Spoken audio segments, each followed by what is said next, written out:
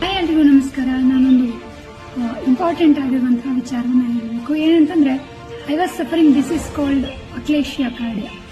Of course ಈ ಹೆಸರನ್ನ ಯಾರು ಕೇಳಿರೋದಕ್ಕೆ ಚಾನ್ಸ್ ಇಲ್ಲ, ಅಥವಾ ತುಂಬಾ ಕಮ್ಮಿ ಸಂಖ್ಯೆಯಲ್ಲಿ ಕೇಳಿರಬಹುದು.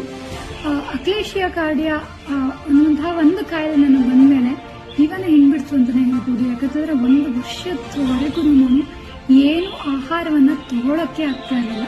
ಎಷ್ಟಂತಂದ್ರೆ ನಾನು ಒಂದು 20 to 20 ಕಿಲೋಸ್ ವೇಟ್ ಡೌನ್ ಆಯಿತು. ಆಹಾರವನ್ನು ತಗೊಳ್ಳೋದಕ್ಕಾಗದೆ ಯಾವುದೇ ರೀತಿಯಾದಂತಹ ಫುಡ್ ಇಂಟೇಕ್ ಇರಲಿಲ್ಲ. ಕೊನೆಯಲ್ಲಂತೂ ಡ್ರಾಪ್ ಆಫ್ ವಾಟರ್ ಕೂಡ ನನಗೆ ಇಂಟೇಕ್ ಮಾಡೋದಕ್ಕಾಗ್ತಾ ಇರಲಿಲ್ಲ. ಸೊ ಯಾಕೆ ಹೀಗಾಗತ್ತೆ ಅಂತಂದ್ರೆ, ಮುಖ್ಯವಾಗಿ ಅಕ್ಲೇಶಿಯಾ ಬರೋದಕ್ಕೆ ಯಾವುದೇ ರೀತಿಯಾದಂತಹ ರೀಸನ್ ಇಲ್ಲ ಅಂತ ಕೂಡ ಡಾಕ್ಟರ್ಗಳು ಹೇಳ್ತಾರೆ.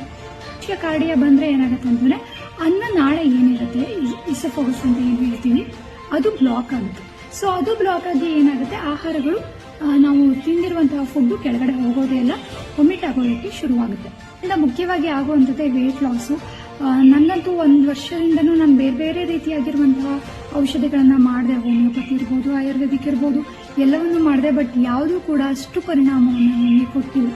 ಸೊ ಬೆಂಗಳೂರು ಡಾಕ್ಟರ್ಗಳು ಕೂಡ ನನಗೆ ಕೈ ಕೊಟ್ಟಾಗ ನನಗೆ ಒಂದು ಹೋಪ್ ಅಂತ ಸಿಕ್ಕಿದ್ದು ಶಿವಮೊಗ್ಗದ ಮ್ಯಾಕ್ಸ್ ಹಾಸ್ಪಿಟಲ್ ಇರುವಂತಹ ಪ್ರಸನ್ನ ಬಸವರಾಜಪ್ಪ ಅನ್ನುವಂತಹ